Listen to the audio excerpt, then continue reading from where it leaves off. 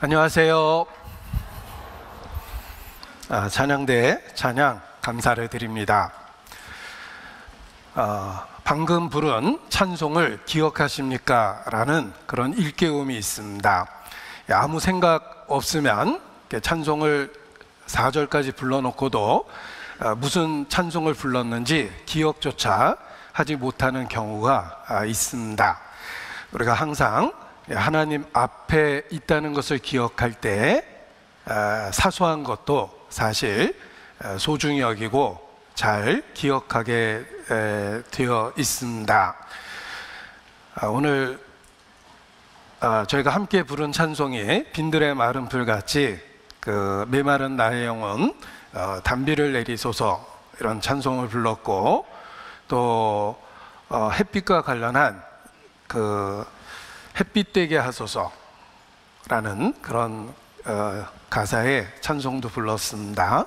그리고 또 사슴이 시냇물을 찾은 것 같이라는 그런 시편 42편의 내용을 갖고 만든 찬송도 이렇게 찬양대에서 불러주셨습니다. 그런데 찬송을 이렇게 듣고 또 부르면서 생각해 보니까 다 자연과 관계 있는 것을 통해서 하나님을 기억하고 하나님을 찬양하는 내용이었습니다. 먼저는 하늘에서 내리는 그 비를 보면서 하나님의 은혜를 기억했고, 또 하나는 아침에 뜨는 그 햇살을 바라보면서 아침 해가 돋을 때 만물 신선하여라, 이와 같이 우리도 햇빛 되게 하소서라는 그 가사처럼 햇빛을 통해서 또 하나님의 은혜를 기억하는 그런 찬송의 가사였습니다. 우리가 마음을 하나님께 열어놓고 있으면은 사실 비가 올 때나 또는 햇빛이 비출 때나 또는 자연의 모든 것을 볼 때마다 하나님을 기억할 수밖에 없습니다. 하나님은 창조주고 우리는 그 창조된 세계 안에서 지금도 기동하며 있기 때문입니다. 그래서 결코 하나님을 떠나서 살 수 없구나라는 진리를 매일의 삶 속에서 일깨우게 됩니다. 가을입니다.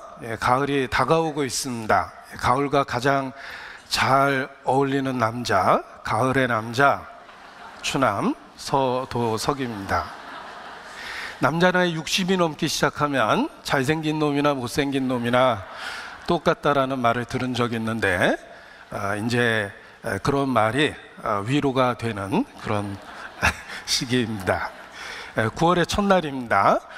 우리가 가을의 문턱에 들었습니다고 말할 수 있는데, 이 시간 우리를 구원하신 하나님을 기억하며 하나님 앞에 함께 모였습니다. 기도로 시작하겠습니다. 함께 기도하시겠습니다. 하늘에 계시는 거룩하신 아버지 하나님, 존재조차 없었던 저희를 주의 능력으로 만드시고 그리스도 예수 안에서 우리를 구원해 주심으로 하나님의 자녀 삼아 주신 것 진심으로 감사 찬양을 드립니다. 이 시간도 모이기를 힘쓰라는 주의 말씀을 기억하고 또 그날이 다가옴을 볼수록 더욱 그리하라는 주의 말씀에 따라 하나님 앞에 함께 모였습니다. 우리를 고아처럼 버려두지 않겠다는 약속의 말씀을 의지합니다. 주 성령께서 이 시간 모든 것을 주관해 주시고 말씀을 대언하는 사람 또 듣는 모든 사람 마음과 생각을 성령의 감동 감화하심으로 다스려 주시기를 주님께 기도합니다. 창조의 그 순간에 주께서 함께 하셨던 것처럼 주의 영이 운행하셨던 것처럼 우리 가운데 두루 성령께서 주관해 주시고 변화를 주시고 생명을 주시고 주께로 더 가까이 이끌어 주시기를 주님께 기도합니다. 또 혹 우리 중에 구원 얻지 못한 사람들 긍휼히 여기시고 이 마지막 때에 참으로 돌이킬 수 있는 기회를 주시기를 주님께 기도합니다. 우리 가운데 결코 이루어지는 자가 없도록 주의 자비를 베풀어 주시고 우리의 주소록에 있는 모든 명단이 생명책에 기록된 명단이 될 수 있도록 주의 권능으로 긍휼로 역사해 주시기를 주님께 기도합니다. 또 우리에게 너무나 소중한 육신의 가족들 모두 영원한 영적 가족이 돼서 주님 앞에 설 수 있도록 기회를 주시고 또 우리를 사용해 주시기를 주님께 부탁을 드립니다.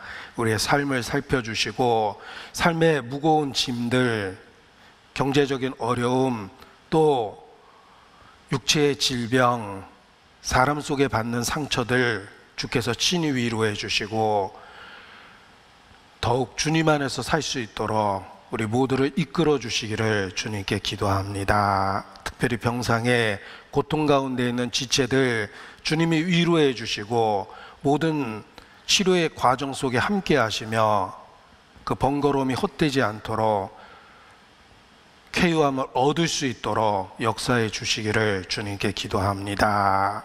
우리의 삶의 고통을 통하여 우리의 연약함을 더욱 일깨우고 생명의 근원인 주님만 의지할 수 있도록 두루 역사해 주시기를 주님께 기도합니다. 우리가 겪고 있는 모든 어려움들 반드시 협력하여 선이 될 수 있도록 그리스도 안에서 긍휼을 더하여 주시옵소서. 이 시간도 주께 의지합니다.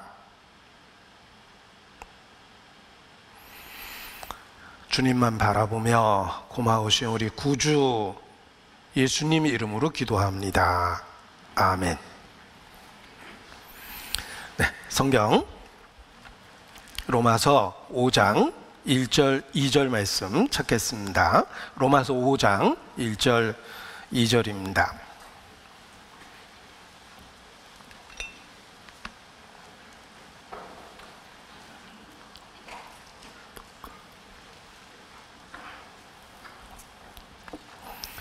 로마서 5장 1절 2절을 함께 읽을 텐데 4장 25절 그 앞에 있는 한 절의 말씀부터 시작해서 2절까지의 말씀 5장 2절까지 함께 읽겠습니다. 예수는 우리 범죄함을 위하여 내어줌이 되고 또한 우리를 의롭다 하심을 위하여 살아나셨느니라.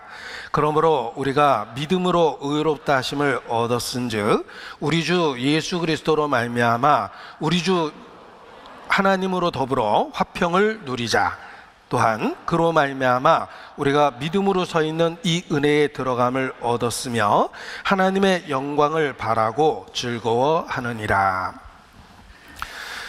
중요한 것은 많이 있지만 비교했을 때 더욱 중요한 것들이 있습니다. 또 소중한 것도 많이 있지만 비교했을 때 더욱 상대적으로 소중한 것들이 있습니다. 가장 중요하고 가장 소중한 그것이 바로 그리스도인들은 복음이라고 이렇게 말할 수밖에 없습니다. 성경의 모든 말씀이 진리이지만 그 말씀 중에 가장 중요하고 가장 소중한 것이 바로 복음 그 자체입니다. 이 복음이라는 말의 의미를 생각해 보십시오. 복음은 예수 그리스도와 관계된 것들입니다. 복음은 하나님께서 예수 그리스도를 통해서 우리에게 주시는 은혜를 의미합니다. 그래서 예수님의 생애를 기록한 성경을 특별히 복음서라고 이렇게 표현하는 것입니다. 마태복음, 마가복음, 누가복음, 요한복음과 같이 예수님의 생애를 직접적으로 기록한 것을 복음서라고 이렇게 표현합니다. 이 복음은 한마디로 예수 그리스도에 관한 이야기입니다. 그리고 그 예수 그리스도에 대한 이야기를 구체적으로 분류해 보면 예수님의 인격과 사역에 관한 이야기다라고 말할 수 있습니다. 예수님이 누구시며 그 예수께서 무슨 일을 하셨는가에 대한 내용이 바로 복음입니다. 한마디로 성경이 증거하는 예수님은 하나님의 독생자, 육체를 가지신 하나님 자신이십니다. 하나님께서 육체를 갖고 인간 역사에 참여하셨습니다. 성경은 그것을 하나님의 아들이라는 독특한 표현을 통해서 우리에게 계시해 주십니다. 예수님은 육체를 가지신 하나님 자신이십니다. 기독교는 객관적으로 예수님을 하나님이라 믿는 종교라고 이렇게 표현합니다. 안 믿는 사람도 기독교의 핵심적인 교리를 그렇게 이해한 것입니다. 믿는 우리는 더욱 말할 것도 없이 바로 그 핵심적인 내용을 알고 고백해야만 합니다. 예수님은 육체를 가지신 하나님이시며 우리도 의심 많았던 도마처럼 그가 신앙 고백을 하게 됩니다. 예수님에 대하여 나의 주시며 나의 하나님이시니이다 라고 고백해야 합니다. 예수님은 육체를 가지신 하나님이십니다. 그 예수께서 이 땅에 오셔서 하신 일이 있습니다. 그 예수님의 하신 일, 사역을 한마디로 표현하면 죽고 부활하신 것입니다. 예수님은 기적을 행하고 많은 가르침을 펴셨지만 더욱더 중요한 것은 예수님의 죽음 그리고 부활하십니다. 그래서 그 핵심적인 진리를 4장 25절에 표현하고 있는 것입니다. 예수는 우리 범죄함을 위하여 내어줌이 되고 또한 우리를 의롭다 하심을 위하여 살아나셨느니라. 예수님은 죽고 부활하셨습니다. 이것이 예수님이 하신 일입니다. 복음은 하나님이 육체를 갖고 이 땅에 오셔서 우리 죄를 위하여 죽고 부활하셨다라는 그 핵심적인 내용을 갖고 있습니다. 예수님의 생애는 죽음과 부활입니다. 그리고 그 예수님의 죽음과 부활이 우리 모두에게 관련이 있다는 것을 성경은 직접적으로 계시해 줍니다. 4장 25절을 보십시오. 예수는 내어줌이 되고 예수는 살아나셨다. 이것은 역사적인 사실입니다. 있었던 일입니다. 예수님은 죽고 또 객관적으로 결코 부인할 수 없을 정도로 명확하게 부활하셨습니다. 당시에 로마 위정자들, 정권을 갖고 있는 그들도 예수님의 부활 자체를 부정할 수는 없었습니다. 왜냐하면 예수님은 실제로 부활하셨기 때문에 그렇습니다. 우리가 어떤 거짓 소문을 잠재우기 위한 제일 좋은 방법은 진실을 제시하는 것입니다. 또 어떤 무리들을 제압할 수 있는 방법은 그들이 따르고 있는 그 수장을 제거하는 겁니다. 그리고 그가 제거됐다는 사실을 명확하게 알려줘서 더 이상 반항할 의지를 없애버리는 겁니다. 그래서 전쟁 때는 항상 적의 수장을 노리고 적의 수장부터 제거하고 그리고 효시, 분명하게 이렇게 드러내서 보여줍니다. 누구를 위해서 싸우겠는가? 이것입니다. 북한도 마찬가지입니다. 전쟁이 발발과 동시에 제일 먼저 수뇌부를 제거하는 작전을 하게 돼 있습니다. 수뇌부가 제거되면 도대체 누구를 위한 전쟁인가? 라고 생각할 수밖에 없고 그리고 항복할 수밖에 없습니다. 당시 로마 정권은 그리스도가 부활했다는 그 소문을 결코 잠재울 수가 없었습니다. 그 이유는 사실이었기 때문에 그렇습니다. 자, 예수님이 죽고 부활하셨다는 건 역사며 사실입니다. 그런데 더욱 중요한 것은 그 죽음과 부활의 의미가 우리하고도 관련이 있다는 것입니다. 21세기 대한민국에 살고 있는 나에게 그리스도의 죽음과 부활이 관련되어 있다는 것입니다. 그것이 성경의 증거이며 성령께서 증거하시는 겁니다. 성령이 증거해 주셔서 우리 개인과 관련이 있다는 사실을 깨닫게 하셨습니다. 예수는 우리 범죄함을 위하여 내어줌이 되었다. 예수님의 죽음의 의미가 우리 죄와 관련되어 있다는 것을 성령께서 증거하십니다. 그리고 그리스도가 부활하셨다는 역사적 사실이 우리와 관련이 있다는 것을 알려주십니다. 우리를 의롭다 하기 위하여 부활하셨습니다. 죽음과 부활 자체는 역사적 사실이고 성경과 성령의 증거를 통해서 우리는 그 역사적 사실이 우리 개인과 연관이 있다는 것을 깨닫게 됩니다. 이것이 성령의 역사입니다. 그래서 신학자들은 성령의 조명이다라는 표현을 씁니다. 조명은 비춰준다라는 뜻인데 죽음과 부활의 의미를 우리에게 개인에게 비춰주고 생생하게 깨닫게 해준다는 뜻입니다.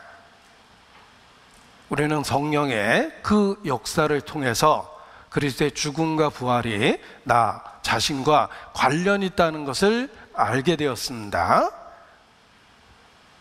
예수님의 죽음은 나의 범죄함 때문이며 예수님이 부활하신 것은 하나님 앞에 내 죄가 해결됐다라는 법적인 의로움을 선언하면서 예수님이 부활하신 것입니다. 그것을 성령께서 우리 각 사람에게 계시해 주신 것입니다.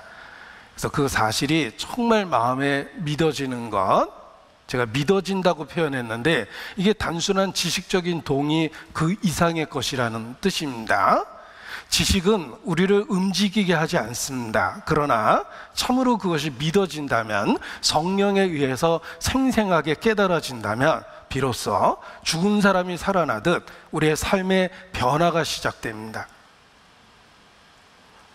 메마른 사막에 단비가 쏟아지고 싹이 나고 정원이 만들어지고 동물들이 그곳에서 뛰어노는 변화가 생기는 것처럼 우리 심령에 그런 생명의 변화가 생기는 것입니다. 그래서 우리는 성령의 역사심을 통해서 예수님의 죽음과 부활의 의미를 개인적으로 깨달았고 그 사실을 믿고 고백하고 있습니다. 우리는 그리스도인이기 때문에 그렇습니다. 자, 그런데 예수님이 우리 죄 때문에 죽고 우리를 의롭다 하기 위해서 부활했다는 그 복음 자체가 우리에게 너무 익숙하기 때문에 그 익숙함 때문에 더 이상 그 진리의 깊은 의미를 깨닫지 못하는 경우가 있습니다. 이 서양 그 속담에 이런 그 금언이 있습니다. 친숙함은 경멸을 낳는다라는 표현인데, 여기 브리드라는 말은 뭐 이렇게 낳다, 원인이 되게 하다, 이런 그 동사입니다. 이 친숙함은 경멸을 만들어낸다, 낳는다, 이런 표현입니다. 이 얼핏 들으면 무슨 뜻인지 이해하기가 어려운데, 익숙해지고 친숙해지면서 그 가치나 소중함을 점점 잘 모르게 되는 인간의 어리석음을 지적한 것입니다. 예를 들면 가족이 얼마나 소중합니까? 우리는 불행하게도 잃어버릴 때까지 그 가족의 소중함을 미처 깨닫지 못하는 때가 있습니다. 너 때문에 내가 못 살아. 자식한테 그런 말을 쉽게 하지만 생각해보면 그 자식이 우리를 살게 하고 자식이 우리의 삶의 의미를 더해준 겁니다. 정말 태어나줘서 고마워 라고 이야기를 해야 되는데, 우리가 늘 누리고 있는 그것의 소중함을 늘 누리고 있기 때문에 미처 깨닫지 못하는 경우가 있습니다. 우리가 혹 사고가 나서 기부스를 하게 되면 사실 비로소 그 지체가 얼마나 소중한지를 뼈저리게 깨닫게 됩니다. 한 손을 못 쓰게 된다고 생각해 보십시오. 그동안의 정상이었던 것이 얼마나 소중했는지를 알게 됩니다. 우리는 너무 익숙하고 친숙하기 때문에 그 가치를 잘 모르는 어리석음을 범합니다. 위험한 것도 그렇습니다. 군대에서 처음에 위험한 것을 봤을 때는 정말 24시간 내내 긴장합니다. 그런데 거기서 한 달을 근무하고 6개월을 근무하고 1년을 근무하고 이렇게 시간이 지나면 그 위험한 상황이 익숙해졌기 때문에 위험한 것을 위험하게 여기지 않습니다. 그러다가 큰 사고가 나는 것입니다. 운전을 해도 마찬가지죠. 초보 때는 긴장하기 때문에 오히려 사고 날 가능성이 적은데, 조금 익숙해지면은 한 손으로 핸들 잡고 나중엔 한 손이 창문 바깥에 나와 있기도 하고, 그때 그때가 이제 사고 날 때입니다. 아무튼 사람들은 경험을 통해서 친숙함은 경멸함을 낳는다라는 이런 그 금언을 만들어낸 것입니다. 그런데 우리가 복음에 대해서 똑같은 어리석은 행동을 할 때가 있습니다. 복음은 글로 쓰면 아주 단순하고 간단해 보입니다. 그리고 교회 안에서 반복적으로 듣고 있기 때문에 그것이 얼마나 소중하고 그것이 얼마나 가치 있는 진리인지를 이제 소홀히 여기기 시작합니다. 그것이 우리의 죄성 중에 하나이며 어리석은 모습입니다. 이 복음에 대해서 너무 단순하게 이해하고 더 이상 깊게 생각하지 않는 것은 인간의 어리석은 죄성 중에 하나입니다. 우주가 얼마나 광대합니까? 그런데 아주 간단한 우주에 대한 지식을 갖고 마치 자신이 천문학자가 된 것처럼 그 광대한 우주에 대한 정보와 지식을 다 갖고 있는 것처럼 그렇게 행동한다면 그는 정말 어리석은 사람입니다. 그가 알아야 될 우주에 대한 정보와 지식은 광대합니다. 그 인생을 전부 투자해도 다 알지 못할 텐데 너무 단순한 정보를 갖고 자신이 천문학자가 된 것처럼 그렇게 생각하는 것은 어리석은 것입니다. 무슨 디즈니랜드도 수십만 평의 그 광대함을 자랑하고 있는데 입구에 와서 구경하고 마치 디즈니랜드를 다 본 것처럼 바로 퇴장한다면 그도 참 어리석은 겁니다. 복음이 그렇습니다. 우리가 복음을 너무 단순화시키고 마치 다 알고 있는 것처럼 생각하는 것은 어리석은 것입니다. 우리가 이미 알고 있는 것으로만 해도 정말 놀랍고 우리의 삶의 변화를 일으키는데 더 알게 되면 얼마나 삶이 크게 변하겠습니까? 너희가 주의 인자하심을 맛보았으면 더욱 그리하라 라는 성경 말씀이 있습니다. 우리가 알고 있는 복음에 대한 정보와 지식은 딱 맛본 수준입니다. 우리는 더욱더 그 복음이 갖고 있는 의미를 깊이 있게 깨달아야만 합니다. 불행하게도 많은 그리스도인들이 복음을 단순화시켜서 부분적인 지식을 전부라고 생각하고 또 그냥 지식적으로 자신이 알고 있고 외우고 있다고 그것을 잘 알고 있는 처럼 착각을 하면서 살아갑니다. 그것이 우리 죄성 중에 하나라는 걸 아셔야 됩니다. 부분적인 것을 전체적인 것으로 착각하고 살면 안 됩니다. 만약에 그것이 전부인 것처럼 생각하고 살면 지식에 있어서 이 악하고 게으른 종아라는 책망을 받게 되는 겁니다. 우리는 성경 말씀 구석구석을 살펴보고 우리에게 주신 복음이 얼마나 광대한 내용을 갖고 있는지 평생을 깨달아가며 살아야 합니다. 찬송의 가사에 내 평생의 소원 대속해 주신 그 사랑을 간절히 알기 원하네. 내 평생의 소원 대속해 주신 그 사랑을 간절히 알기 원하네 라는 찬양이 있습니다.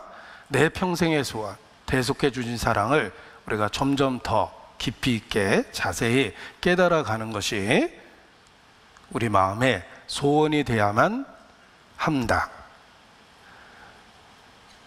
제가 이 짧은 그 성구나 찬송의 가사를 노트에 써놓기를 좋아합니다. 저는 대학교 4학년 학창 시절에 구원을 받았습니다. 이제 한참 공부할 시기이기 때문에 노트와 연습장이 항상 그 수중에 있었습니다. 가방을 딱 열면 뭐 전공서적하고 영어책하고 그리고 그것을 정리하기 위한 노트가 있었고 그것을 외우기 위한 연습장이 있었습니다.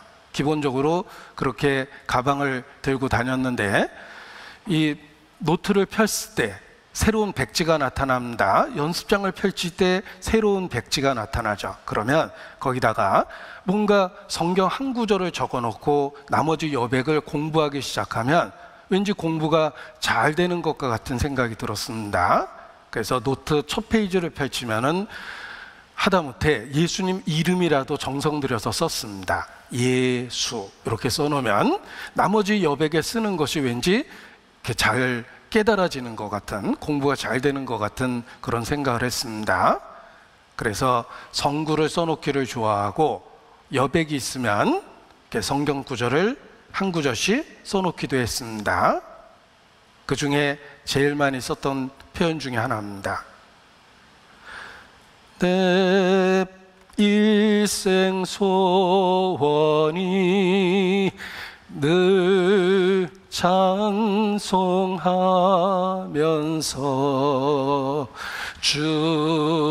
주께로 가까이 가길 원합니다. 정확하게 제가 불러서 지금 틀렸는데 그냥 읽어드리면, 내 일생 소원이 늘 찬송하면서 주께로 더 가까이 가길 원합니다. 그 더 가까이라는 말이 참 마음에 와닿습니다. 내가 지금 있는 이 위치에서 나는 시간과 공간 속에 있습니다. 인생을 살아내야 하는데 이 시간과 공간 속에서 내 일생 소원이 늘 찬송하면서 주께로 더 가까이 나가길 원합니다. 그게 그렇게 마음에 와닿았습니다. 아, 이게 내가 평생에 불러야 될 노래고 기도 제목이구나. 주께로 더 가까이. 이것이 우리가 시간과 공간 안에서 오늘의 삶을 살고 있는 이유입니다. 주께로 더 가까이. 교회 역사 속에서도 그렇습니다. 그들은 교회 역사를 살펴보면 성경 자체가 점진적 계시입니다. 한 번에 모든 것을 알려준 것이 아니라 부분적으로 계속 지식을 더해 가셨습니다. 그래서 마침내 하나의 성경이 완성이 되었습니다. 그와 같이 우리 개인의 삶에 있어서도 우리 주께 대한 정보와 지식이 점진적 계시입니다. 우리가 구원받았을 때 모든 것을 한 번에 다 깨닫는 것이 결코 아닙니다.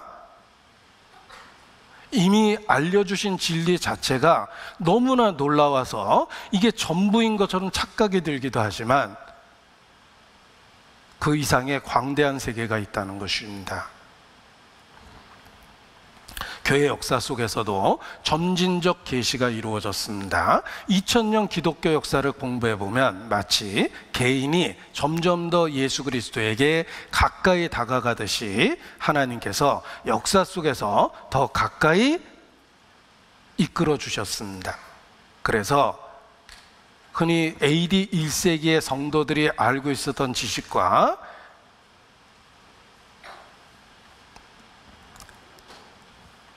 역사 속에서 시간이 지나가면서 500년, 1000년, 1500년, 1800년, 2000년 정보와 지식이 달라집니다.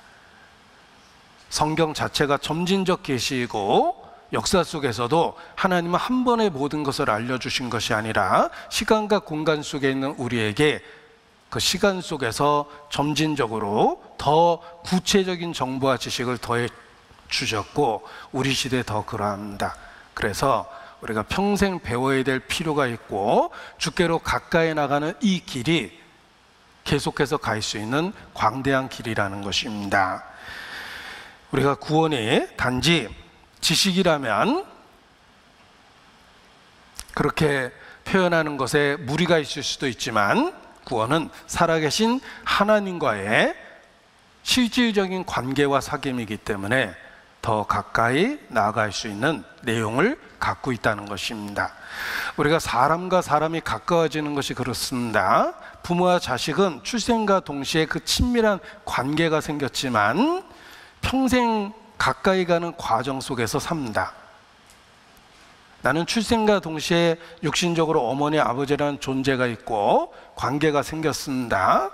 그런데 살아온 나날 속에서 아버지를 이해하고 아버지께 더 가까이 가고 어머니를 이해하고 어머니께 더 가까이 가고 하는 과정을 겪습니다. 부부도 그렇습니다. 결혼식을 통해서 부부의 관계가 생겼지만 사실 나와 다른 상황 속에서 살아온 사람이기 때문에 아는 것처럼 보이지만 잘 모릅니다. 그래서 살아가면서 살아있는 인격 간의 관계이기 때문에 점점 더 가까워질 수밖에 없는 것입니다.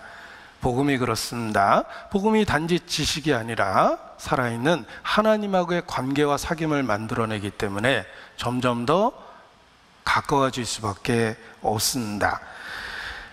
우리는 구원을 받고 그 구원을 통해서 비로소 살아계신 하나님과의 관계를 갖습니다. 나는 너에게 아버지가 되고 너희는 내게 자녀가 되리라.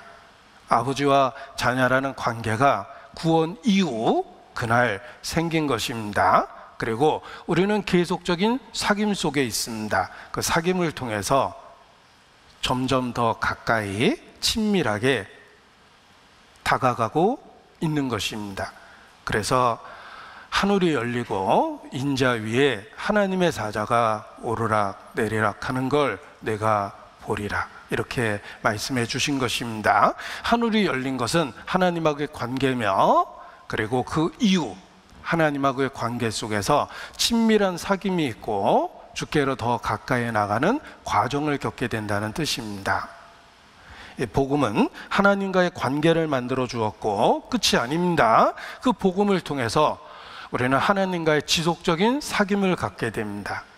살아계신 인격체인 하나님과의 관계와 사귐이기 때문에 이 복음을 통해서 계속해서 하나님과의 교통을 누리게 되는 것입니다. 자, 우리는 복음을 통해 처음에는 하나님이 주신 선물에 감격합니다. 선물 자체가 너무 놀라웠습니다. 죄사함이라는 선물을 주셨습니다. 그리고 그 이후에는 그 선물을 주신 분 때문에 기뻐하고 즐거워하게 됩니다. 어린아이가 그렇습니다. 어렸을 때는 선물만 보이죠. 그리고 며칠 지나면 선물을 누가 줬는지도 기억 못합니다. 그런데 어른이 되면 될수록 선물 자체가 중요한 게 아니라 그 선물을 주신 마음이 너무 소중해서 그 사람과의 관계가 지속되는 겁니다. 그게 어른입니다. 구원에 있어서도 그렇습니다. 우리의 신앙이 어린아이 같다면 선물 자체에 집중을 하지만 성장하면 성장할수록 선물을 주신 분에 집중하게 돼서 선물을 주신 분과의 사귐이 친밀해질 수밖에 없다는 것입니다. 그런 내용을 이렇게 문장으로 만들어 봤습니다. 우리는 복음을 통해 처음에는 하나님이 주신 선물에 감격하고 그 다음에는 그 선물을 주신 분 때문에 즐거워하게 된다. 처음에는 죄사함, 그리고 그 후에는 죄를 사해 주신 예수님 자신 때문에 기뻐하고 즐거워하는 것입니다. 이것이 신앙의 성장이며 성숙입니다. 주께로 더 가까이 나아가는 과정입니다. 자식 10명을 키워도 하나하나 그 관계에 있어서는 부모와 자식이라는 동일한 관계지만 친밀함에 있어서는 10자식이 다 다릅니다. 부모의 고백입니다. 내가 내 배로 낳았지만 저 큰아이는 왜 늘 타인처럼 여겨질까? 제 둘째 아이는 그렇게 부모에게 친밀하고 막내는 내 속에 들어와 있는 것처럼 그렇게 엄마 속을 꿰뚫는 것처럼 그렇게 친밀함을 보여주고 이런 표현을 합니다. 10자식이 다 친밀함에 있어서 다릅니다. 마찬가지입니다. 우리는 동일한 죄사함을 받았고 그 죄사함을 통해서 어떤 특혜를 누립니까? 하나님하고의 관계와 사귐, 지속적인 사귐과 교통이 있다는 것입니다. 그리고 그 사귐과 교통의 친밀함이 우리 각자가 다르다는 겁니다. 그래서 신앙생활을 통해서 주께로 더 가까이 친밀함을 더해가는 것이 마땅합니다. 그것이 성장이고 성숙입니다. 에베소서 3장 17절 말씀입니다. 에베소서 3장 17절.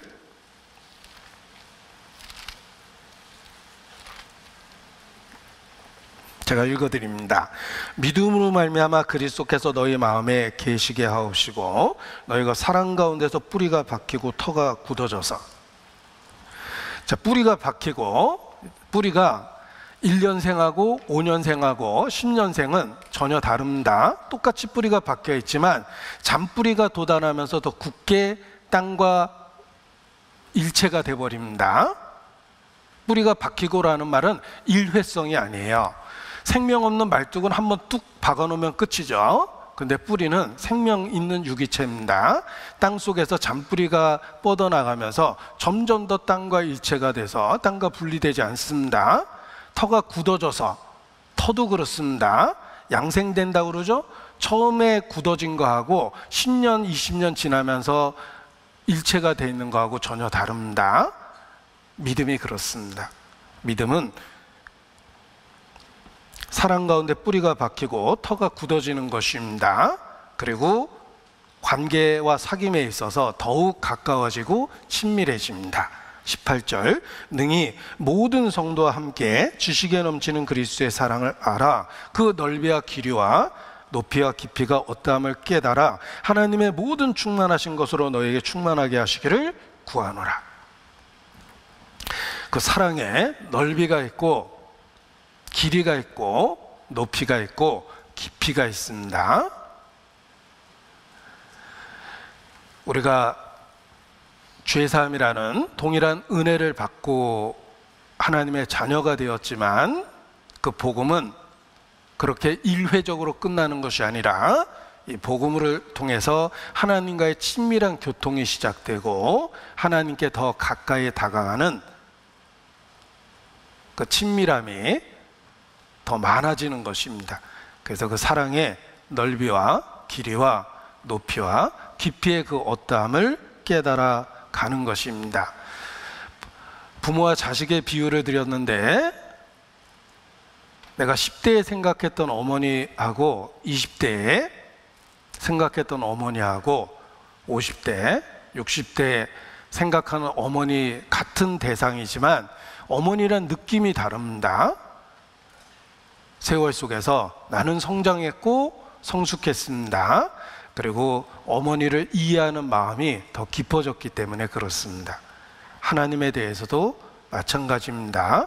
복음은 단순한 지식이 아니라 살아있는 하나님하고의 관계와 사귐을 만들어내기 때문에 끝없는 성장과 성숙이라는 과정을 겪고 가는 것입니다. 그래서 지속적인 관계와 사귐을 만들어낸다.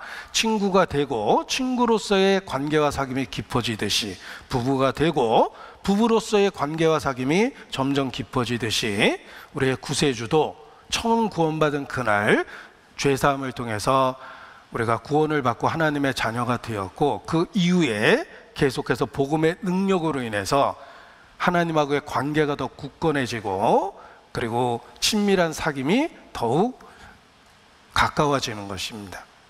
그래서 복음은 일회적인 것이 아니라 복음을 통해서 계속적인 교통이 이루어지고 그리스도인은 하나님에 대한 모든 면에 있어서 성장과 성숙을 경험하게 되는 것입니다.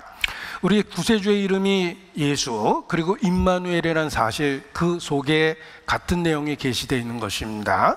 우리 구세주는 단지 예수라는 이름만 갖고 계신 게 아닙니다. 임마누엘이라는 또 하나의 이름을 갖고 계십니다. 단지 우리를 구원해 준 뿐만 아니라 그 이후에 계속적으로 함께 하시는 구세주입니다. 그래서 관계가 깊어지고 사귐이 친밀해지고 주께로 더 가까이 나가게 됩니다. 이러한 변화는 삶의 모든 것에 생기는 것입니다. 지식과 감정과 의지 모든 면에 영향을 줍니다. 하나님에 대한 지식을 늘려주고 하나님에 대한 감정도 더 깊어집니다. 그냥 나의 구원을 위해서 이용해 먹는 존재가 아니라 정말 나를 그렇게 사랑하시는 분이라는 친밀함을 갖게 됩니다. 그리고 의지의 변화를 주어서 정말 주님에 대한 사랑이 진실해지고 고백하게 되고 결심하게 되고 결심을 지키려고 노력하게 되고 이런 것입니다. 그래서 복음은 결코 단순하지 않다. 단지 구원만 주는 것이 아니라 구원 이후에 친밀함을 더해가게 하는 것이 복음의 능력이다 라고 강조해서 말씀드리고 싶습니다. 그래서 실제 살아가는 우리의 삶의 방식에 복음은 계속적인 변화를 줍니다. 복음은 실제 살아가는 삶의 방식에 있어서 우리를 변화시킵니다. 생각이 바뀌고 말투가 바뀌고 행동이 바뀝니다. 복음이 우리 삶의 그런 변화를 만들어내는 것입니다. 여기 찬송의 가사가 너무 마음에 들어서 인용해 볼까 합니다. 주 예수 크신 사랑 늘 말해 주시오. 나 항상 듣던 말씀 또 들려주시오. 저 배지 않는 천국 주 예수 계신 곳 나 밝히 알아듣게 또 들려주시오. 나 항상 듣던 말씀 주 예수 크신 사랑 또 들려주시오. 아침에 있을 빵을 쉬 사라진 같이 내 기억 부족하여 늘 잊기 쉬우니 잘 알아듣기 쉽게 늘 말해 주시오. 날 구속하신 사랑 또 들려주시오. 이 세상 헛된 영화 날 미혹할 때에 주 예수 크신 사랑 늘 들려주시오. 천국의 빛난 영광 내 눈에 비칠 때 주 예수 크신 사랑 또 들려주시오.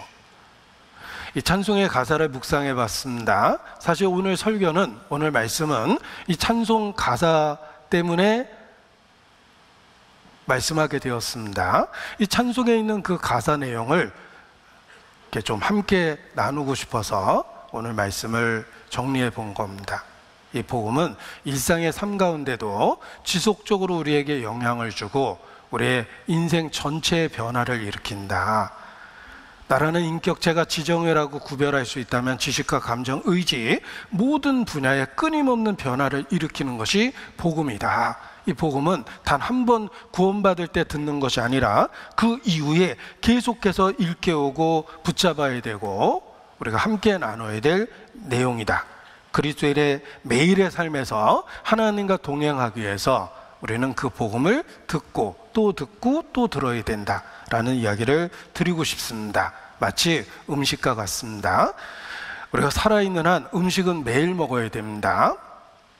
일회성이 아닙니다. 결코 단 한 번 먹고 끝나는 음식이 아닙니다. 유대인들은 만나를 40여 년 먹었습니다. 단 한 번 먹고 40여 년 생존해낸 것이 아니라 매일 아침 그들은 무엇보다도 그날의 양식을 위해서 만나를 거둬야 했습니다. 예수 그리스도가 그렇습니다. 예수님은 매일의 만나입니다. 이 영어로 되어 있는 큐티 책의 제목 자체가 참 교훈적인데 Our Daily Bread, 우리의 매일의 양식, Our Daily Bread라는 오래된 큐티 책이 있습니다. 예전에 그 책이 500원이었어요. 영한 대역으로 이렇게 보급이 되어 있는데 난 그렇게 싼 책 그때 처음 봤습니다. 제 주변에 있는 책 중에 제일 쌌지만 1년, 한 달 내내 볼 수 있는 큐티 책이었습니다. 그 책 제목이 Our Daily Bread예요. 우리의 매일의 양식이다라고 되어 있는데 복음이 그렇습니다. 예수님의 살과 피는 일회성이 아닙니다. 우리가 이 땅에 존재하는 한 매일 먹고 마셔야 될 양식입니다.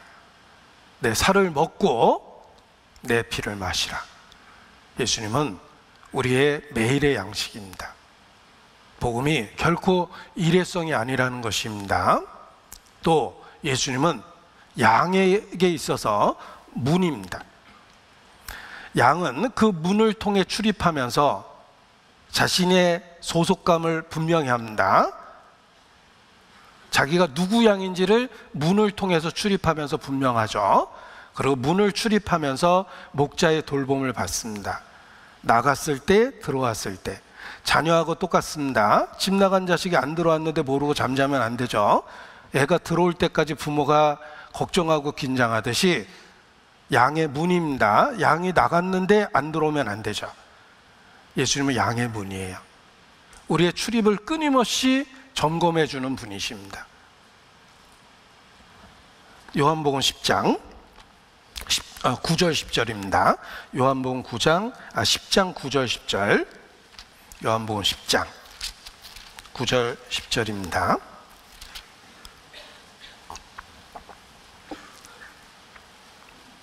9절, 10절 함께 있습니다.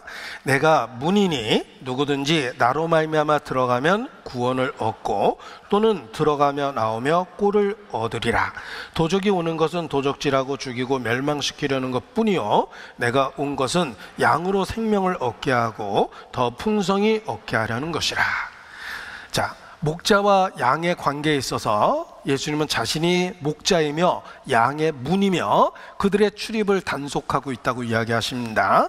양은 끊임없이 매일의 삶에서 그 문을 들락날락거리면서 살게 되어 있습니다. 예수님은 양의 문입니다. 들어가고 나오며 출입을 체크하고 있다는 거예요. 그리고 생명을 얻고 더 풍성하게 얻을 수 있도록 해줍니다. 복음이 그렇습니다. 복음은 매일의 삶에 적용되고 하나님과의 계속적인 사귐을 가능하게 해줍니다.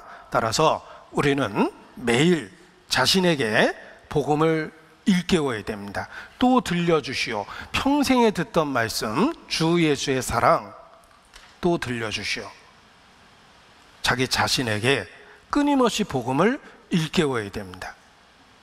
그래서 생명을 얻고 더 풍성히 얻고 우리가 성장하고 성숙하게 되는 것입니다. 그리고 살아있는 인격체인 주님하고의 관계가 이전보다 더 가까이 친밀하게 되는 것입니다. 살아있는 한 복음은 하나님하고의 계속적인 사귐을 만들어 주는데 꼭 필요한 것입니다. 그래서 복음은 단 한 번 듣는 것이 아니라 일평생 살아있는 한 우리가 듣고 또 듣고 자기 자신에게도 들려주고 또 들려줘야 될 내용입니다. 우리의 매일의 양식과 같다는 것입니다. 이 복음의 내용에는 복음은 예수님의 인격과 사역이며 예수님은 육체를 갖고 이 땅에 오신 하나님이십니다.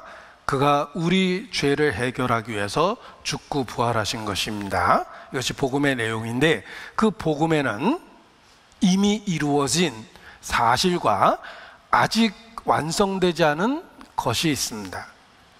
이미 이루어진 것과 지금 진행적인 것과 아직은 완성되지 않은 것이 있습니다. 그것을 구별해서 알고 있어야지만 신앙생활이 건강해지는 것입니다. 그래서 여기 좀 정리를 해봤는데 제가 어려운 말을 하는 것 같아서 정리를 해봤습니다. 이미, 복음에는 이미, already, 이미 이루어진 사실과 아직 완성되지는 않았지만 과정 속에 있는 not yet 이라는 과정 속에 있는 내용이 있다. 하나님의 나라는 이미와 아직 사이에 있다. 자, 이것은 오래된 청교도 표현입니다. 제가 만든 표현은 아니고 청교도 때부터 널리 사용되는 표현입니다. 복음에는 이미와 아직이라는 그런 내용이 있다는 것입니다. 하나님의 나라는 이미 시작되었고 아직 완성되진 않았습니다. 하나님의 나라는 시작되었고 지금도 이루어지고 있고 건물이라면 완성된 건물이 아니라 건축 중입니다. 너희는 그리스도 예수 안에서 지어져 가느니라. 과정 속에 있습니다. 곧 최종적으로 완전하게 이루어질 겁니다. 그래서 복음의 내용에는 이미 완성된 already라는 내용과 아직 완성되진 않았지만 과정 속에서 진행되고 있는 not yet, 아직이라는 내용이 있다라는 걸 구별해 볼 필요가 있습니다. 먼저 이미와 관련한 내용을 보겠습니다. 예수님은 십자가의 죽으심으로 속죄를 완전하고 충분하게 이루셨습니다. 부활을 통해서 그 사실을 명확하게 선언하셨습니다.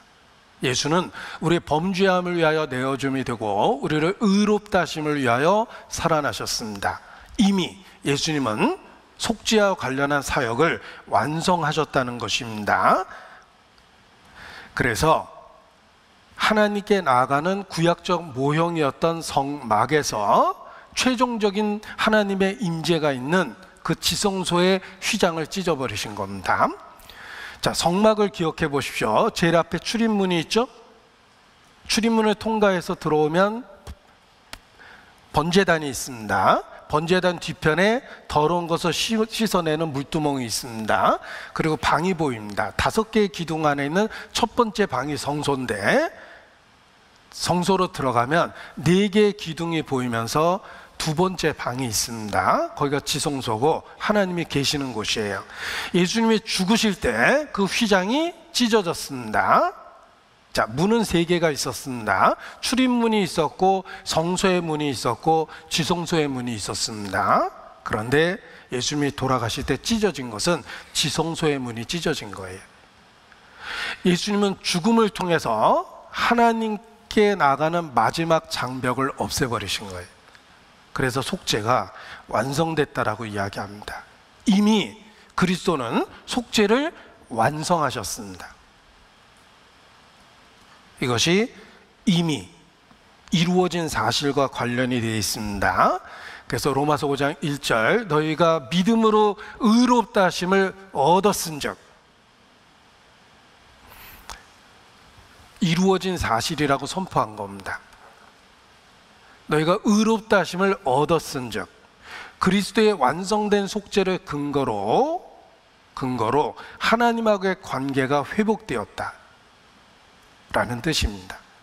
그래서 부활하신 예수께서 제자들에게 하셨던 첫 번째 말씀은 너희에게 평강이 있을지어다 라는 선언이었습니다. 속죄가 완성되었기 때문에, 이미 해결되었기 때문에 그리스도는 평강을 선포할 수 있었던 것입니다. 그리스도로 말미암아 하늘에는, 지극히 높으신 하늘에는 영광이요, 땅에는 기뻐하심을 입은 사람들 중에, 제가 기억 안 나서 이러는 게 아니고요, 생각해 보라는 뜻입니다. 하늘에는 영광이요, 땅에서는 기뻐하심을 입은 사람들 중에 평화요. 그리스도의 속죄가 그리스도께서 속죄를 완성하셨기 때문에 땅에 평화가 이루어진 겁니다. 그래서 너희에게 평강이 있을지어다. 그가 십자가의 피로 화평을 이루셨다. 그는 우리의 화평이신지라. 이 화평이라는 말이 혹 오해를 불러일으키는데, 영어로는 peace, 평화입니다. 평화라는 말과 화평이라는 말은 그냥 똑같은 말이에요. 단어의 느낌을 그냥 다르게 표현하느라고 평화 뒤집어서 화평 이렇게 표현하는 것입니다. 영어로는 그냥 peace예요. 예수님은 하나님과 우리 사이에 화평이 되셨습니다. 둘로 하나를 만드셨고 중간에 막힌 담을 허셨습니다. 이미 그리스도는 죽음과 부활을 통해서 속죄를 완성하신 것입니다. 우리가 그 사실을 발견하고 하나님께 영광을 돌리게 되는 것입니다. 땅에 평화가 이루어졌기 때문에 영광을 돌릴 수 있는 겁니다. 하늘에는 평화, 하늘에는 영광, 땅에는 평화. 이것이 그리스도께서 이루신 사실이며 이미 완성된 사실입니다. 그래서 우리가 기뻐하고 즐거워할 수 있는 이유가 되는 것입니다. 예수님과 관련된 이야기를 우리가 기쁨의 소식이라고 하는 복음이라고 말하는 것입니다. 예수 안에서 우린 화목했네. 예수 안에서 우린 화목했네. 하나님의 영광 함께 누릴 소망 있네. 예수 안에서 우린 화목했네. 이미 이루어진 사실입니다. 그래서 그 사실을 붙잡고 우리가 하나님께 영광을 돌리게 된 겁니다. 하늘에는 영광, 땅에는 평화입니다. 그리스도의 속죄의 사역을 붙잡고 우리가 하나님과의 화목이 이루어졌고, 그리고 하나님께 영광을 돌리게 된 것입니다. 마치 사형수가 사형의 공포에 떨다가 석방된 것과 같은 그런 기쁨처럼 우리는 영적인 사형수였는데 그리스도로 말미암아 해방된 것입니다. 죄에 대한 문제가 해결됐습니다. 그래서 하나님께 영광을 돌리고 감사할 수밖에 없습니다. 누구나 고백할 수 있는 찬송입니다. 내 맘속에 있는 참된 이 평화는 누구도 앗아갈 수 없네.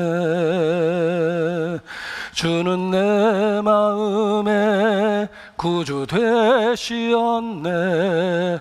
오, 주 없이 살 수 없네. 오, 주 없이 살 수 없네. 주님 나를 구하셨네. 주님 없는 세상 평화 없네. 오, 주 없이 살 수 없네. 그리스도께서 이미 이루신 사실 때문에 우리는 하나님과 화목했고 유일한 소망이 된 겁니다. 정말 주 없이 살 수 없다라는 고백을 하게 됩니다. 우리의 모든 소망이 주님이 이미 이루신 그 역사에 달려있기 때문에 그렇습니다.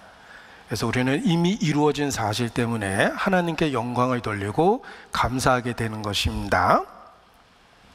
자, 그런데 하나님의 나라는 이미 완성된 그 그리스도의 사역뿐만 아니라 not yet, 아직 이루어지지 않은 과정 속에 있습니다. 우리가 지금 천국에 있는 게 아닙니다. 우리는 아직 죄성이 있는 육체를 갖고 유혹이 가득한 세상에서 사탄의 이런저런 핍박을 받으면서 신앙을 지켜내고 있습니다. 우리는 아직 천국에 도착한 건 아니에요. 완성된 건 아닙니다. 그 과정 속에 있습니다. 그래서 하나님의 나라는 이미 시작되었고 아직 완성되진 않았다. 우리는 그 과정 속에 있다는 것입니다. 그 과정 속에서 복음은 우리에게 매일의 양식이 되고 매일의 능력이 되고 매일의 생명이 됩니다. 예수께서 나는 길이요 진리요 생명이라고 선언하셨는데 우리는 아직 천국에 도착하지 않았기 때문에 그리스도는 현재의 삶에 있어서 우리에게 영적 생명이 되고 생명역이 되는 겁니다. 복음을 통해서 우리는 매일 주님 쪽으로 구별되어 있을 수 있는 것입니다. 아직 과정 속에 있다는 것입니다. 로마서 오늘 본문이었습니다. 로마서 5장 1절 다시 보겠습니다. 그러므로 우리가 믿음으로 의롭다 하심을 얻었은즉 이미 완성된 속죄 안에 있습니다. 그러나 not yet, 아직은 이 세상에 있죠. 이 세상에 있는 그 동안 예수님은 여전히 우리에게 영적 생명이 돼서 우리에게 생명력을 주시고 구별되어 있을 수 있도록 만들어 주십니다. 자, 지금 이 땅에서 우리가 어떻게 살아야 됩니까? 그 다음 구절이죠. 의롭다 하심을 얻었은즉 우리가 정말 그리스도 안에서 구원을 받았습니다. 그렇다면 매일의 삶 속에서는 어떡합니까? 우리 주 예수 그리스도로 말미암아 하나님으로 더불어 화평을 누리자. 매일 우리의 삶 속에서 이루어져야 될 사실이에요. 매일의 삶 속에서 하나님과의 화평을 누리는 것입니다. 또한 그로 말미암아 우리가 믿음으로 서 있는 이 은혜에 들어감을 얻었으며 하나님의 영광을 바라고 즐거워하느니라. 우리는 아직 이 땅에 있습니다. 하나님과의 평화를 누리고 그리고 하나님의 영광을 바라보고 그리고 즐거워해야 됩니다. 이것이 그리스도인의 매일의 신앙의 그 신앙 생활입니다. 우리는 매일의 신앙 생활을 통해서 복음의 능력으로 말미암아 하나님과의 평화를 누리고 하나님의 영광을 바라보고 즐거워할 수 있습니다. 복음은 지속적으로 계속적으로 하나님과의 평화를 누릴 수 있도록 계속적인 효과를 주며 하나님의 영광을 바라고 즐거워하게 만들어줍니다. 그래서 복음은 일회적으로 구원받을 때만 필요한 것이 아니라 매일의 삶 속에서 양식과 같아야 되고 또 양에게서는 출입하는 문과 같으며 우리는 매일 복음을 통해서 하나님과의 평화를 누리고 살아야 됩니다. 그러면서 주께로 더 가까이 가는 친밀함이 더해지는 거예요. 시편 25편 14절입니다. 시편 25편 14절.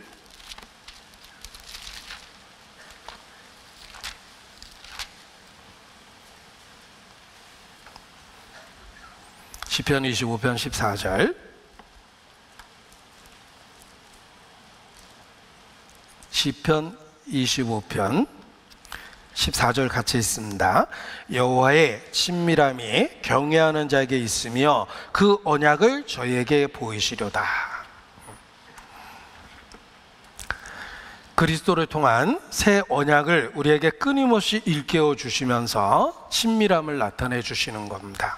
그래서 우리는 복음의 능력으로 매일의 삶 속에서 하나님과의 평화를 누리고 하나님의 영광을 바라고 즐거워할 수 있는 것입니다. 이 복음이 매일 누릴 수 있는 하나님과의 평화를 계속적으로 가능하게 만들어주는 것입니다. 그래서 그 가운데 우리가 매일의 삶을 살 수가 있는 것입니다. 다윗은 큰 죄를 지었습니다. 우리아의 아내 밧세바를 취했습니다. 그 사이에 낳은 아이가 죽었습니다. 하나님은 다윗을 징계하셨습니다. 그러나 징계하셨지만 하나님의 은혜를 거두진 않았습니다. 그리고 그가 돌이켰을 때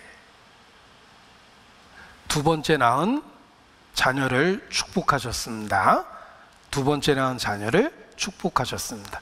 첫 번째 낳은 아이는 징계로 말미암아 죽었지만 그가 돌이켰을 때 하나님은 두 번째 낳은 아이를 축복하셨는데 그가 솔로몬입니다.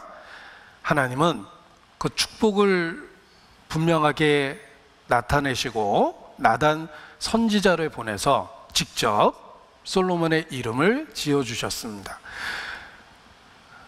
구약의 인물들은 여러 이름을 갖고 있었습니다. 태어날 때 갖고 있는 이름, 집에서 불렀던 이름, 유아기 때 사용했던 이름들, 또 어른이 됐을 때 사용한 이름, 또 관직을 가졌을 때 사용한 이름, 죽은 뒤에 불렀던 이름, 뭐 이렇게 그 사람을 기념하기 위한 다양한 이름을 가졌는데 솔로몬에게 하나님께서 직접 이름을 지어주셨습니다. 그 이름이 여디디야입니다. 이 여디디야라는 말은 여호와의 기쁨, 여호와께서 사랑하시는 자라는 직접적인 뜻을 갖고 있는데 너는 나의 기쁨이다, 나는 너를 사랑한단다 라는 것을 이름을 지어주시면서 분명하게 계시하신 것입니다. 솔로몬의 또 다른 이름이 여디디야라는 걸 기억할 때 큰 은혜가 됩니다. 왜냐하면 하나님이 표현한 모든 사랑과 은혜는 결국은 그리스도인에게 주시는 사랑과 은혜에 대한 모형이기 때문에 그렇습니다. 따라서 우리의 영적인 또 하나의 이름도 여디디야입니다. 여호와께 사랑을 받았고 여호와께 기쁨이 되는 존재라는 뜻입니다. 우리의 출생 태생에는 어둠이 있고 죄가 있어요. 다윗은 우리아의 아내에게서 두 번째 아들을 낳은 겁니다. 그 출생에는 어둠이 들어있죠. 그러나 그럼에도 불구하고 하나님은 은혜를 나타내셔서 솔로몬의 탄생을 축하하고 이름을 직접 지어주셨습니다. 여디디야. 우리의 영적 이름이 여디디야라는 것입니다. 하나님께 사랑을 받았고 하나님께 기쁨이 되었다라는 뜻입니다. 이것이 복음의 능력입니다. 이 복음을 통해서 기꺼이 하나님은 우리를 자녀로 받아주신 것입니다. 율법을 주실 때에는 내가 선 그곳에서 신을 벗으라 라고 이야기하셨고, 탕자가 집에 돌아왔을 때는 아버지는 그 탕자에게 신을 신기라 라고 이야기하십니다. 신을 벗으라 라는 말은 너에게 죄가 있고 허물이 있고 구별돼야 된다는 걸 일깨워 줬고, 신을 신긴다라는 말은 받아준다라는 뜻입니다. 하나님은 그리스도 안에서 우리의 신을 신겨주셨습니다. 그래서 복음에 예비한 신을 신는 겁니다.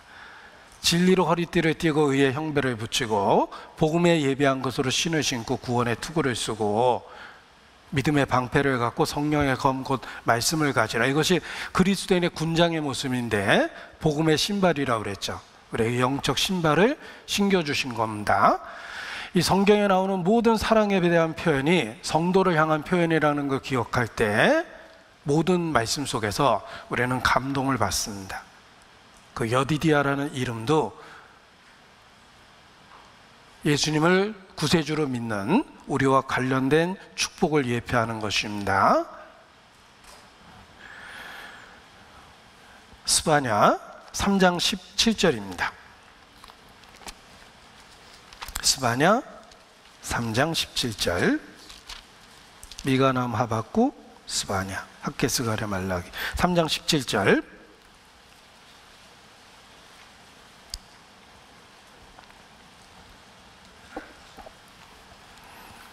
자, 이 말씀도 멜로디가 붙어 있어서 이렇게 많이 부르는 찬송입니다. 너의 하나님 여호와가 너의 가운데 계시니 그는 구원을 베푸실 전능자시라.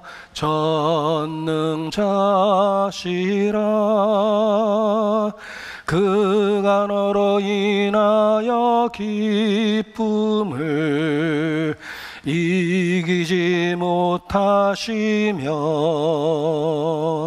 너를 잠잠히 사랑하시며 즐거이 부르며 기뻐하시리라. 이러한 표현은 그리스도 안에서 모든 성도에게 주시는 하나님의 말씀입니다. 성경에는 은혜와 사랑이 가득한 그 말씀은 결국은 그리스도 안에서 성도에게 주시는 말씀이기 때문에 그렇습니다. 우리가 그 사랑을 받고 매일의 삶에서 하나님과의 평화를 누리면서 이 땅에서의 삶을 살아가는 것입니다. 우리는 결코 고아가 아닙니다. 버림받은 고아가 결코 아닙니다. 우리는 한때의 사랑에 대한 기억만을 갖고 슬픈 삶을 살아야 될 과부가 아닙니다. 우리를 지으신 분이 우리의 남편이 되셨고 기꺼이 우리를 구원하신 분이 우리의 아버지가 되셨습니다. 우리는 고아가 아니라는 거예요. 하나님과의 친밀한 사귐을 누리고 있는 그리스도인입니다. 이 땅에서 하나님께 영광을 돌리고 하나님과의 평화를 누리는 그리스도인입니다. 그리스도인은 매일의 삶에서 복음의 능력을 통해서 하나님과의 평화를 누리고 살아야 됩니다. 하나님과 화평하라. 하나님의 영광을 바라고 즐거워하라. 이것이 그리스도인의 삶입니다. 복음은 단지 죄를 용서해 주신 일회적 사건이 아니라 그 이후 하나님과의 친밀한 사귐을 가능하게 하는 하나님의 능력이며 우리의 상황이 어떠하든지 하나님과의 평화를 누릴 수 있게 만들어줍니다. 그래서 매일의 삶 속에서 하나님과의 평화를 누리고 하나님의 영광을 바라고 즐거워하고 살 수 있는 것입니다. 하나님이 친밀한 사귐을 허락해 주셨습니다. 사도 요한도 요한 1서를 쓰면서 내가 이것을 너에게 쓰면 너희로 우리와 사귐이 있게 하려 함이니 우리의 사귐은 아버지와 그 아들 예수 그리스도와 함께함이라. 내가 이것을 너에게 쓰는 것은 너희로 우리와 사귐이 있게 하려 함이라. 친밀한 사귐, 그 안으로 우리를 인도하고 있는 것입니다. 이 복음은 하나님과의 친밀한 사귐을 이 땅에서 가능하게 만들어주는 하나님의 능력입니다. 따라서 우리는 매일의 삶 속에서 그 복음의 능력을 통해서 하나님과의 평화를 누리고 사는 것입니다. 하나님과의 평화를 누린다는 게 무슨 뜻입니까? 휘장이 찢어져 있고 지성소 안으로 들어갈 수 있습니다. 하나님의 임재 안으로 나갈 수 있다는 말은 나와 관계된 모든 것에 대한 의지와 의탁이 가능하며 때마다 일마다 도우심을 얻게 된다는 뜻입니다. 하나님과의 친밀한 사귐이 그런 뜻입니다. 고아는 혼자 해결해야 되지만 부모와 자식 간의 친밀한 관계는 자식이 살아가는 삶에 있어서 필요한 모든 것에 대한 해결책이 됩니다. 우리는 고아가 아닙니다. 하나님과의 친밀한 사귐을 복음으로 말미암아 매일의 삶에 누리게 됩니다. 따라서 매일의 삶 속에서 때마다 일마다 필요한 모든 것에 대한 공급을 얻을 수 있다는 뜻입니다. 마치 아버지가 자식을 양육하는 것과 똑같습니다. 우리는 고아가 아닙니다. 고아처럼 그런 표정으로 살면 안 됩니다. 과부처럼 외로움과 쓸쓸함이 우리의 삶의 외적인 표현이 되면 안 됩니다. 우리는 과부가 아니에요. 남편이 있고 우리에게는 아버지가 있습니다. 내가 이것을 너에게 쓰면 너희로 우리와 사귐이 있게 하려 함이니, 우리의 사귐은 아버지와 그 아들 예수 그리스도와 함께함이라. 이것이 그리스도인의 매일의 삶입니다. 하나님과의 평화를 누리고 사는 겁니다. 에베소서 3장 12절입니다. 에베소서 3장 12절.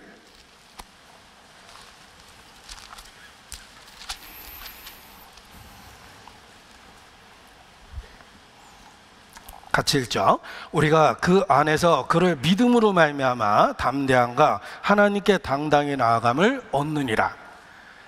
자, 죽음 이후에 하나님 앞에 당당하게 담대하게 나간다라는 내용일 뿐만 아니라 매일의 삶 속에서 우리가 복음의 능력 때문에 하나님께 담대하고 당당하게 나가게 됩니다. 이 복음의 능력이에요. 우리가 매일 누리는 복음의 능력입니다. 하나님과 화평하라. 너희가 믿음으로 말미암아 의롭다 하심을 얻었은즉, 이미 이루어진 사실이죠. 지금 이 땅에서 하나님과의 평화를 그 복음이 누릴 수 있게 만들어줍니다. 따라서 내가 갖고 있는 삶의 모든 것을 갖고 때마다 일마다 담대하게 당당하게 하나님께 나아갈 수 있습니다. 이게 그리스도인이 이 땅에서 살고 있는 삶의 모습입니다. 히브리서 4장 16절입니다. 히브리서 4장 16절.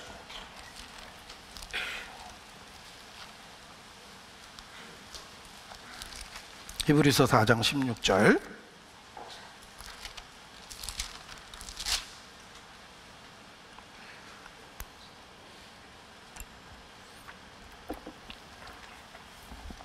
같이 읽습니다.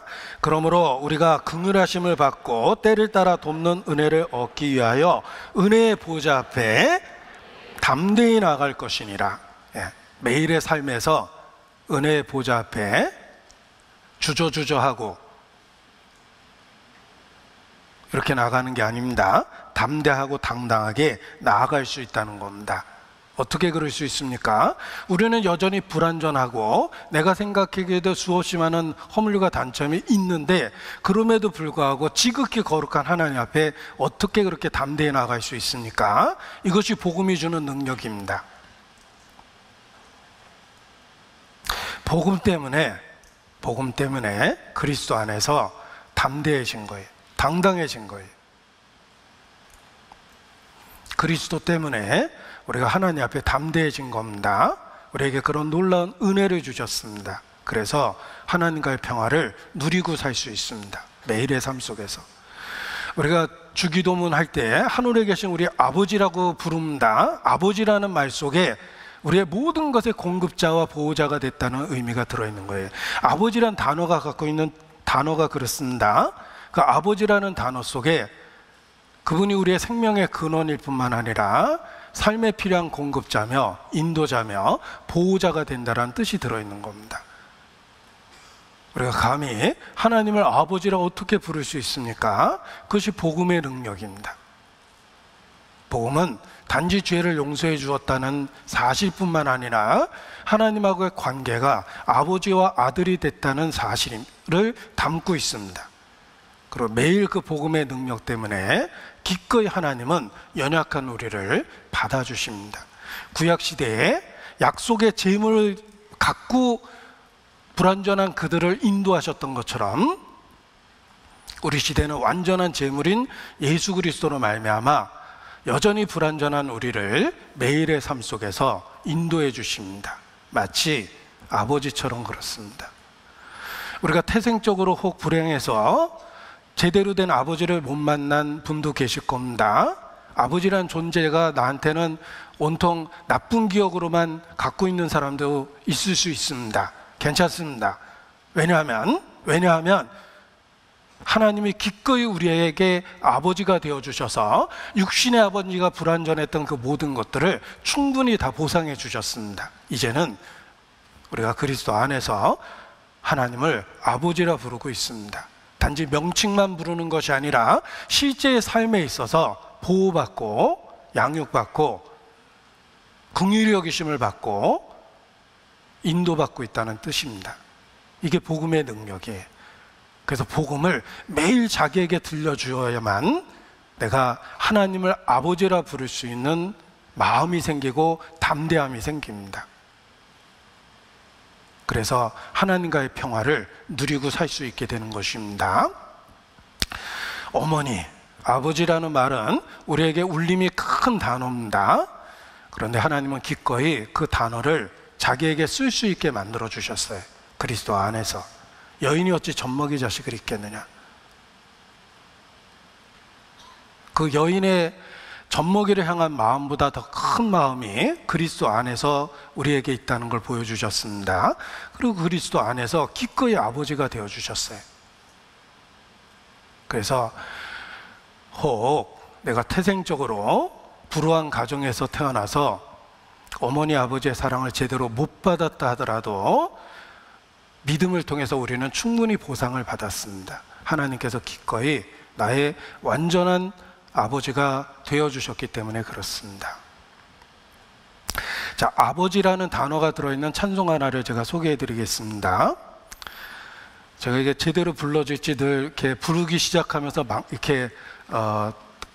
망설임이 있습니다. 그럼에도 불구하고 믿음으로 불러보겠습니다. 아버지 불러만 봐도 그 사랑에 눈물이 나요.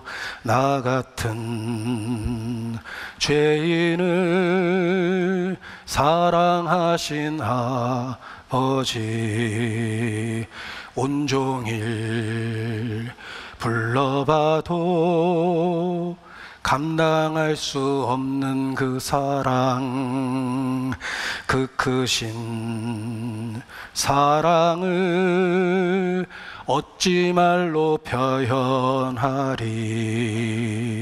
아버지, 아버지, 내 영혼 깊은 곳에서 불러보는 내 아버지, 나의 아버지, 이 생명 다하는 그날까지 지키시고 인도하실 참 좋으신 나의 아버지. 이 찬양이 가사가 2절 3절이 있는데 이게 저의 한계인 것 같아서 1절만 제가 불러드리겠습니다. 하나님이 나의 아버지가 되었다라는 것 자체가 이 땅에서 우리가 살아갈 충분한 위로가 주어진 것입니다. 매일의 삶 속에서 복음을 통해서 나의 아버지 되신 주님을 일깨워 보십시오. 이것이 하나님과의 화평을 누리는 삶입니다. 하나님의 영광을 바라보고 즐거워하는 삶을 살게 됩니다. 자, 복음을 매일 자신의 삶에 일깨워 보십시오. 아주 근본적인 진리가 드러납니다. 이 복음 속에는, 이 복음은 십자가를 통해서 완성된 것입니다. 여러분, 십자가에서는 우리는 감춰질 수 없는 분명한 진리를 봅니다. 십자가에서 분명한 진리를 보게 됩니다. 무엇을 봅니까? 하나님의 거룩함이에요. 하나님이 얼마나 의롭고 거룩한지 보게 됩니다. 예수님은 단지 죽으신 게 아닙니다. 죄싹슨 사망이죠. 그런데 예수님은 단지 그냥 죽으신 게 아니에요. 그냥 죽으려면 안락사도 있어요. 어차피 죽는 거니까. 예수님은 끔찍한 고통 속에서, 눈물 속에서, 수없이 많은 사람의 조롱과 따돌림 속에서 죽음을 맞이했습니다. 예수님은 그냥 단순하게 죽으신 게 아니에요. 왜 그렇게 끔찍한 그 고통을 수반한 죽음을 당하셨을까? 그것이 십자가입니다. 우리에게 명확한 진리를 알려줍니다. 하나님은 의롭고 거룩합니다. 죄를 얼마나 혐오하시는지 십자가를 통해서 확실하게 보여주셨습니다. 자식이라도 용서할 수 없었던 게 죄예요. 십자가는 결코 타협할 수 없는 진리를 보여줍니다. 하나님이 지극히 거룩하다예요. 6시간 동안 고통 속에 죽어가는 예수님을 하나님은 그냥 내버려 두셨습니다. 어째 나를 버리시나이까? 정말 버리셨어요. 그것이 죄예요. 하나님은 죄에 대해서 단호합니다. 하나님은 지극히 큰 사랑이 있음에도 불구하고 십자가의 그 고통을 그냥 보고 있을 수밖에 없었습니다. 왜냐하면 죄싹슨 사망이며 죄에 대한 고통은 반드시 필요하기 때문입니다. 우리는 십자가를 통해서 결코 부정할 수 없는 확실한 진리를 봅니다. 그 끔찍한 십자가는 죄를 미워하는 하나님의 성품이에요.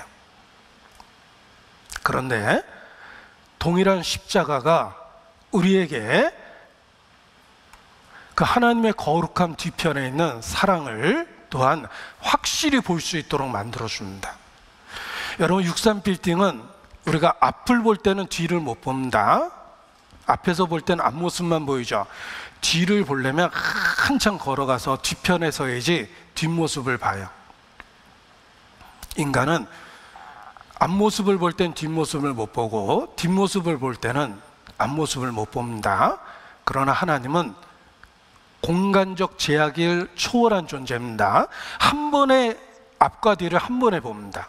하나님은 천지에 충만하시죠. 대한민국에도 있고 지구 저편 미국에도 계세요. 십자가란 진리가 그렇습니다. 우리는 하나님의 공의를 볼 때는 사랑이 안 느껴져요. 무섭기만 하죠. 하나님의 사랑을 볼 때는 미련한 우리가 공의를 못 봅니다. 우리 눈에는 이게 두 개가 잘 안 보여요.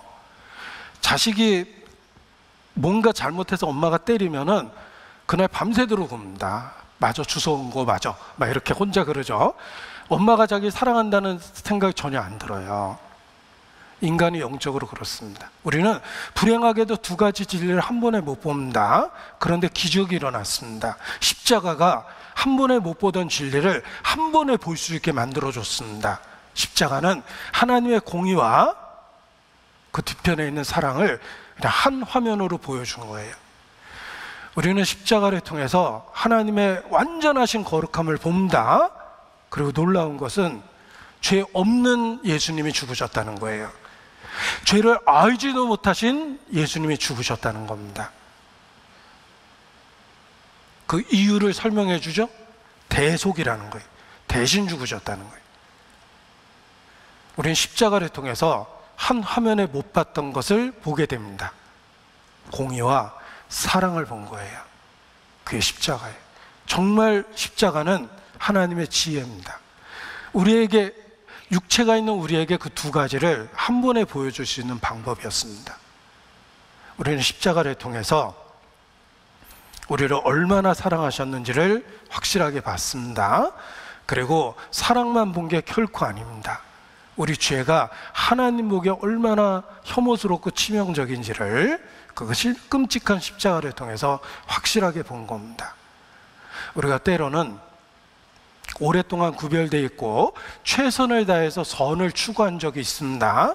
사람은 절대 악만 행하는 것은 아니에요. 이중적 존재이기 때문에 우리가 나름대로 노력을 통해서 최고의 선을 추구하고 오랫동안 구별된 생활을 유지할 수 있습니다. 그 순간에도 십자가는 우리의 보잘것없는 선행을 폭로합니다. 내가 가장 하나님 앞에 거룩해진 그 순간에도 십자가는 우리 죄가 그 가운데도 있다라는 사실을 알게 해줍니다. 그래서 위선적인 게 없어지고 자기 공로가 없어지고 주의 긍휼과 은혜만을 바라보게 만들어줍니다. 이 십자가가 그런 능력을 갖고 있어요. 하나님의 공의를 명확하게 선포하고 우리가 지극히 선한 그 순간에조차도 우리에게 죄가 있다는 것을 십자가는 폭로합니다. 그래서 자유케 되는 거예요. 하나님 앞에 우리 자신을 보십시오. 내가 봐도 단점이 있고 한계가 있고 결점이 있어요. 내가 봐도. 하나님 보기에 오죽하겠습니까? 내가 산 24시간을 분석하면 정말 하나님이 받아들일 만한 순간이 얼마나 되겠습니까? 우리는 거룩한 순간에도 죄를 갖고 있고 찬송을 부르는 그때에도 마음에 죄가 있어요. 그런데 더 이상 자기를 감추려고 아담처럼 숨지 않아도 됩니다. 십자가는 우리가 얼마나 형편없는지를 그대로 보여줘요. 그 끔찍한 예수님의 죽음이 내 죄 때문입니다. 나의 실상을 보여주는 거예요. 내가 더 이상 위선에 빠지지 않아도 됩니다. 내가 얼마나 형편없는지 하나님 앞에 고백할 수 있고 형제 자매 앞에서도 고백할 수 있습니다. 나는 십자가만 절실하게 의지하고 있습니다. 내가 아무리 착하고 선하고 노력했다 하더라도 여전히 하나님 보기에 한계가 있기 때문에 그렇습니다. 우리가 복음을 매일 자기에게 적용해 보면 하나님의 거룩함을 매일의 삶 속에서 인식합니다. 그리고 자기가 얼마나 형편없는 존재인지도 확실하게 알게 돼요. 그래서 우리가 혹 흔들리고 넘어졌을 때 의도하진 않았지만 죄를 범했을 때조차도 십자가는 그럼에도 불구하고 하나님 앞에 설 수 있게 만들어줍니다. 우리는 여전히 연약한 육체를 갖고 유혹이 많은 세상에서 살아가고 있습니다. 내가 주님 앞에 의롭게 살려고 발버둥 쳐도 여전히 이런저런 허물과 죄가 있습니다. 그럼에도 불구하고 복음을 자기에게 들려주면 우리가 하나님 앞에 당당해지고 담대해집니다. 십자가 때문에, 그리스도 때문에 우리를 받아주셨기 때문에 그 어떤 순간에도 흔들리지 않고 주님 앞에 나아갈 수 있습니다. 그 매일의 교통이 가능한 거예요. 유다서 1장 20절 보겠습니다. 유다서 1장 20절.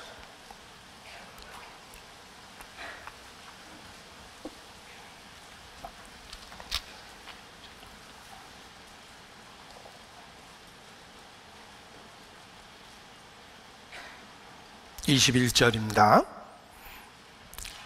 20절부터 보겠습니다. 사랑하는 자들아, 너희는, 이 말씀의 핵심만 일깨워 보려고 합니다. 거룩한 믿음 위에 자기를 건축하며 하나님의 사랑 안에서 자기를 지키며. 자, 자기를 건축하며 자기를 지키라. 믿음 안에서 자기를 건축하고 하나님의 사랑 안에서 자기를 지키며. 자, 우리의 매일의 삶은 자기를 건축하고 자기를 지키는 삶입니다. 믿음 위에 자기를 건축하고 삶의 기본이 되어야 되는 거예요. 건물의 기초가 되듯이 믿음 위에 자기를 건축하고 하나님의 사랑 안에서 자기를 지키며, 이게 우리의 신앙생활입니다. 하나님의 사랑 안에서 자기를 지키기 위해서 우리에게 복음을 들려줘야 돼. 그래서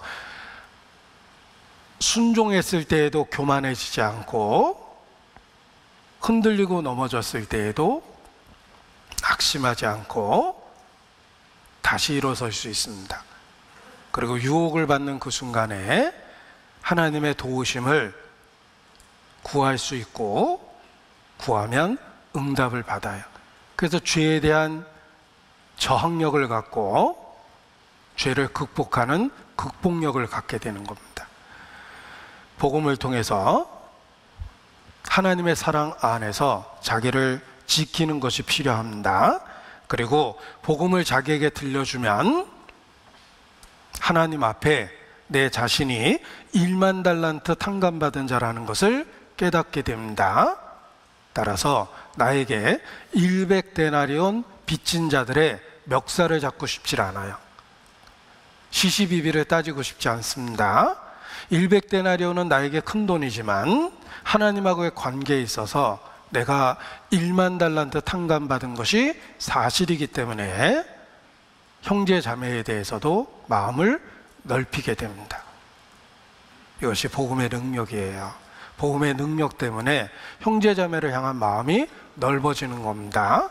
그리고 교회 안에서 이런저런 희생을 강요받거나 봉사의 부름을 입을 때 기꺼이 응하려는 마음을 갖게 됩니다. 왜냐하면 복음 속에 나타난 하나님의 사랑이 우리를 강권하기 때문에 교회 안에서의 이런저런 희생과 수고, 봉사에 대해서 참여하려는 마음을 갖게 되는 것입니다. 이 복음은 우리가 한 번 구원 얻을 때 필요한 것이 아니라 이 땅에서 살아가는 한 매일의 삶 속에서 꼭 필요한 것입니다. 그래서 평생에 듣던 말씀, 주 예수 크신 사랑 자기에게 또 들려줘야 됩니다. 그래서 믿음을 지속할 수 있게 되는 것입니다. 자, 예수님 믿는다라는 말을 영어로 believe라는 동사를 사용하지 않고 동사 구를 사용해서 전치사를 같이 씁니다. believe in Jesus죠. 단지 동사를 쓰는 것이 아니라 전치사를 함께 쓴 동사 구를 씁니다. 우리는 예수님을 believe in Jesus 하는 거예요.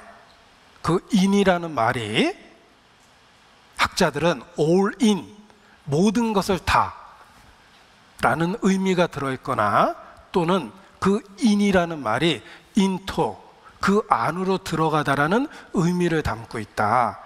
우리는 예수님께 모든 것을 다 거는 거예요. 그리고 into, 예수님 안으로 들어가는 거예요. 이게 연합이라는 거예요.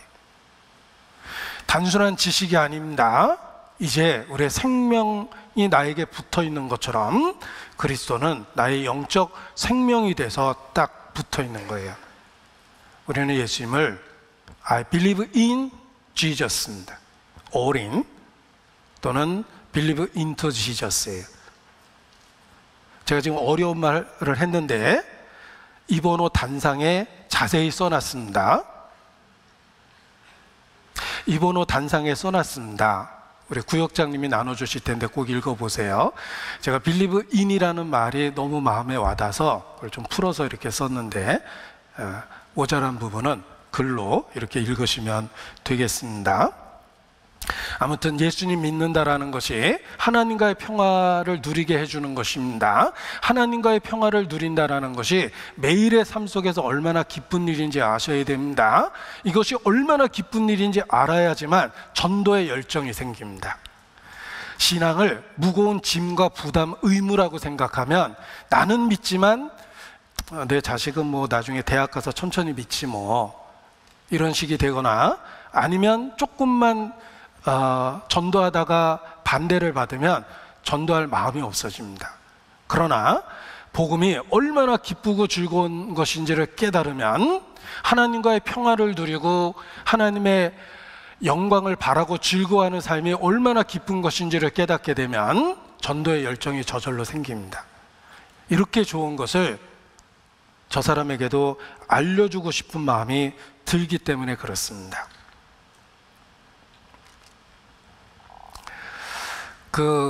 우리 예전에 나이 드신 분들이 많이 불렀던 고전적인 찬송이 있습니다. 요즘에는 그 찬송을 거의 안 부르시던데, 예수님이 좋은 걸 어떡합니까?